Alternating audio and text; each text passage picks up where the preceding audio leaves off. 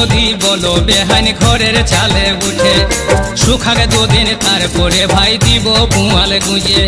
তুমি যদি বলো বেহান ঘরের চালে উঠে, শুকাগে দুদিন তারপরে ভাই দিব পুয়াল গুঁজে। এখন ভিজা চালে ও বেহান, এখন ভিজা চালে ডর লাগিছে।